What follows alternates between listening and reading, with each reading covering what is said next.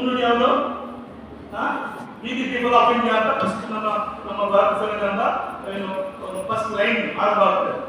ಭಾರತದ ಜನಗಳಾದ ನಾವು, ನೋಡಿ, ಭಾರತದ ಜನಗಳಾದ ನಾವು, ನೋಡಿ, ನಾವು V the people of India, ನಾವು ಯಾರು? ಭಾರತೀಯರು. ಇದು ಭಾರತ ಸಂವಿಧಾನದ ಅರ್ಥ. ನಾವು ಭಾರತೀಯರು. ನಾನು ಅದು, ನಾನು ಇದು, ಅದು ಇಲ್ಲ. ಹಿಂದೂ, ಮುಸ್ಲಿಂ, ಕ್ರಿಶ್ಚಿಯನ್, ದಲಿತ, ಹೆಣ್ಣು ಗಂಡು ಇಲ್ಲ. V the people of India. ನೋಡಿ, ನಾವು ಭಾರತೀಯರು, ನಮಗೆ ನಾವು ಈ ಸಂವಿಧಾನವನ್ನು ಕೊಟ್ಟುಕೊಂಡಿದ್ದೇವೆ. ನೋಡಿ, ನಾವು ಭಾರತೀಯರು, ನಮಗೆ ನಾವು ಈ ಸಂವಿಧಾನವನ್ನು ಕೊಟ್ಟುಕೊಂಡಿದ್ದೇವೆ.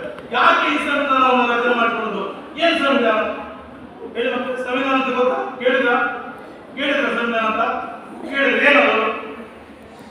ಸಂವಿಧಾನ ಯಾವ ಜಾರಿ ಬಂತು? ಸಂವಿಧಾನ ಯಾವ ಜಾರಿ ಬಂತು? ನಮ್ಮದು ಭಯಂಕರ ಭಾರಿ ಸಂಕಷ್ಟದ ಕೆಲಸವನ್ನ ಯಾವ್ದಾದ್ರು ಕೊಟ್ಟಿದ್ದಾರೆ.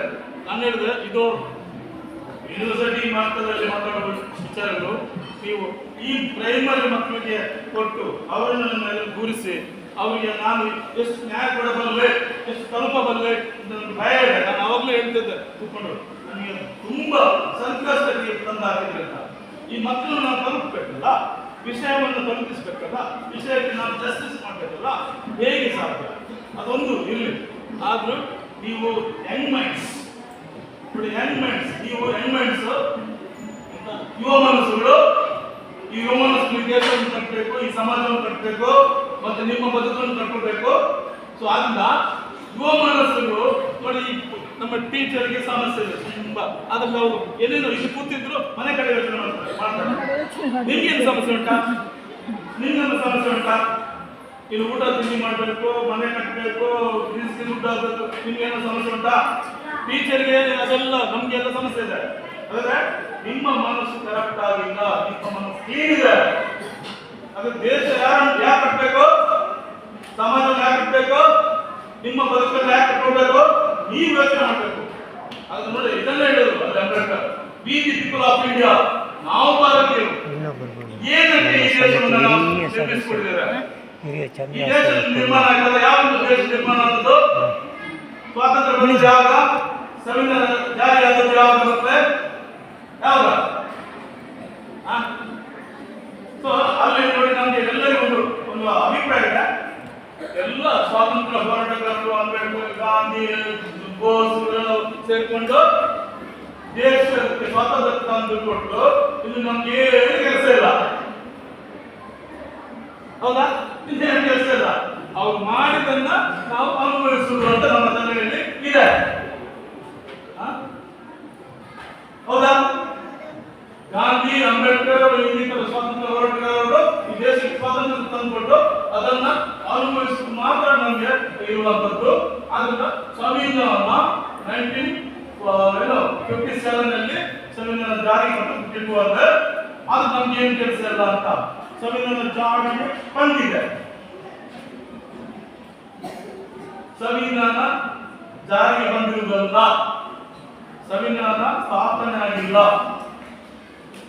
ಸಂವಿಧಾನ ರಚನೆ ಆಗಿಲ್ಲ. ಸಂವಿಧಾನವನ್ನ ಸ್ಥಾಪಿಸಿಕೊಳ್ಳುವ, ರಚನೆ ಮಾಡಿಕೊಳ್ಳುವ ದಿನ ಒಂದು ಅವತ್ತು ಯಾವುದು? 1952ರಲ್ಲಿ ಶುರುವಾದದ್ದು. ಸಂವಿಧಾನವನ್ನ ರಚಿಸಿಕೊಳ್ಳುವ, ಸ್ಥಾಪಿಸಿಕೊಳ್ಳುವ ದಿನ 52ಕ್ಕೆ ಸ್ಟಾರ್ಟ್ ಆದದ್ದು, ಎಂಡ್ ಆಗಿಲ್ಲ, ಶುರುವಾದದ್ದು. ಅಂದ್ರೆ ಸಂವಿಧಾನ ಎಂಬ ಶಬ್ದದ ಅರ್ಥ ಏನು ಗೊತ್ತ ಮಕ್ಕಳೇ? ಕಾನ್ಸ್ಟಿಟ್ಯೂಟ್ ಎಂಬ ಶಬ್ದದಿಂದ ಸಂವಿಧಾನ ಎಂಬ ಶಬ್ದ ಬಂದಿದೆ. ಗ್ರೀಕ್ ಕಾನ್ಸ್ಟಿಟ್ಯೂಟ್ ಎಂಬ ಶಬ್ದದಿಂದ ಸಂವಿಧಾನ ಎಂಬ ಶಬ್ದ ಬಂದಿದೆ. ಸಂವಿಧಾನ ಅಂದ್ರೆ ನೋಡಿ, ಕಾನ್ಸ್ಟಿಟ್ಯೂಟ್ ಅದು ಬರ್ತು, ಅದು ಕ್ರಿಯಾಪದ. ಏನ್ ಕ್ರಿಯಾಪದ ನೋಡಿ?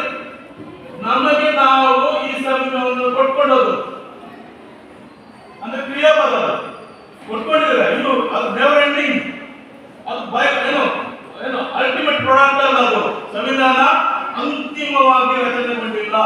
1952ರಲ್ಲಿ ನಾವು ಸಂವಿಧಾನವನ್ನ ಶುರು ಮಾಡಿದ್ದೇವೆ.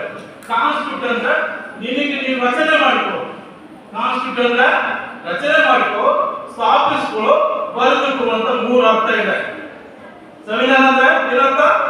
ರಚನೆ ಮಾಡಿಕೊ, ಸ್ಥಾಪಿಸ್ಕೊ, ಬರೆದುಕೊಳ್ಳು ಅಂತ. ನಾವು ಸಂವಿಧಾನವನ್ನು ಬರೆದುಕೊಳ್ಳುವ, ಸ್ಥಾಪಿಸುವ ಕೆಲಸವ 1955 ಶುರು ಆದದ್ದು. ಆದ್ರಿಂದ ಭಾರತದ ಸಂವಿಧಾನ ರಚನೆ ಕೆಲಸ ಡೈಲಿ ನಡೀತದೆ. ಸಂವಿಧಾನಕ್ಕೆ ಪರಿವರ್ತನೆ, ಸಂವಿಧಾನಕ್ಕೆ ತಿದ್ದುಪಡಿ ಎಲ್ಲವೂ ಕೂಡ ಸಂವಿಧಾನದ ಕೆಲಸಗಳು ದೈನಂದಿನ ಕೆಲಸ. ಅದರಿಂದ ಸಂವಿಧಾನ ಒಂದು ಅಲ್ಟಿಮೇಟ್ ಪ್ರಾಡಕ್ಟ್ ಅಲ್ಲ, ಅದು ಆನ್ಲೈನ್ ಪ್ರೋಸೆಸ್, ಅದು ಪ್ರಕ್ರಿಯೆ.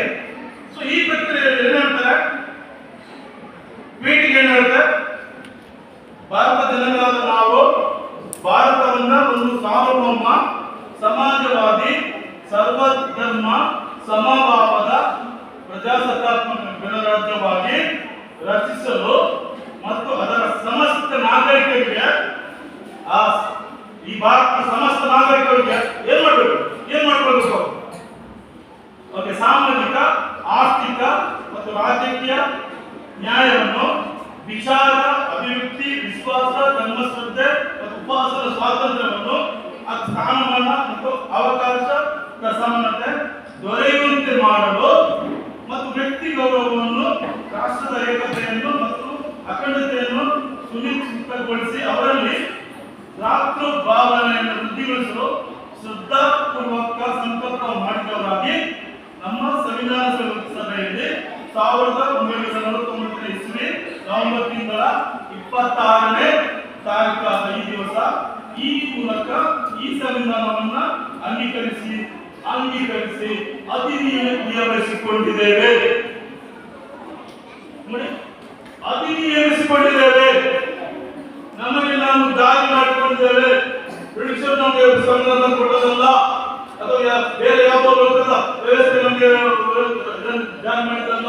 ನಮಗೆ ನಾವು ಭಾರತೀಯರು, ನಮಗೆ ನಾವು ಸಂವಿಧಾನವನ್ನು ಬರೆದುಕೊಂಡಿದ್ದೇವೆ, ನಮಗೆ ನಾವು ಅದನ್ನ ವ್ಯವಸ್ಥೆ ಮಾಡಿಕೊಂಡಿದ್ದೇವೆ. ಸೊ ಈ ಅರ್ಥದಲ್ಲಿ ಗಣರಾಜ್ಯ ಅಂದ್ರೆ ಏನು ಬರ್ತದೆ? ನಾಳೆ ಗಣರಾಜ್ಯ ಉತ್ಸವ ಬರ್ತದೆ. ಗಣರಾಜ್ಯ ಉತ್ಸವ, ಗಣರಾಜ್ಯ ಅಂದ್ರೆ ಏನು? ಸ್ವಾತಂತ್ರ್ಯ ಆಗ್ತಾ ಇದೆಯಲ್ಲ. ನೋಡಿ, ಬೇರೆಯವರ ಸ್ವಾತಂತ್ರ್ಯವನ್ನ ಕಸಿದುಕೊಳ್ಳದೇ ಇರುವುದು ಸ್ವಾತಂತ್ರ್ಯದ ಅರ್ಥ.